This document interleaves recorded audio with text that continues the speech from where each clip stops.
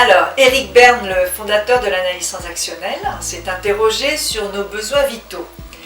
Et il en a notamment identifié un, qu'il qualifie de fondamental, c'est le besoin d'être reconnu et accepté par les autres. C'est ce qu'on appelle donc les signes de reconnaissance, et on va les passer en revue. Il y a plusieurs types de signes de reconnaissance et la façon dont nous y sommes sensibles. Les signes de reconnaissance donnent un sentiment d'existence et sont essentiels à notre survie. D'ailleurs, Eric Berne parlait de soif de reconnaissance. C'est une mère, par exemple, qui embrasse son enfant, mais ça peut être négatif aussi, comme un élève qui se fait réprimander par son professeur.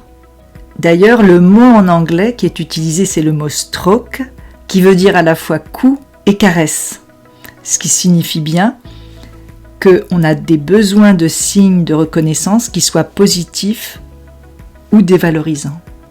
Les signes de reconnaissance peuvent s'exprimer de plusieurs façons. Déjà, au niveau verbal, bravo, ou bien je n'ai pas du tout aimé ton discours, ou bien non verbal, ça peut être un haussement d'épaule ou un sourire de bienvenue. Et ils peuvent s'exprimer aussi de façon conditionnelle, sous condition. Je ne te supporte pas quand ta chambre est en désordre, ou bien j'adore lorsque tu fais de l'humour, ou bien de façon inconditionnelle, en rapport avec qui est la personne. Tu es un homme astucieux. Après avoir vu donc ces caractéristiques des signes de reconnaissance, on va voir comment est-ce que on gère les signes de reconnaissance, parce qu'on a chacun une soif insatiable de ces signes de reconnaissance, mais on a chacun nos préférences.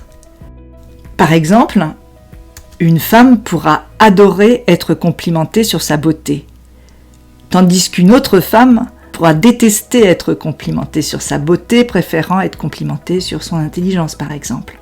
Et puis, il y a des signes de reconnaissance qui n'ont pas beaucoup de valeur parce que trop flatteuses, on appelle ça les strokes en toc.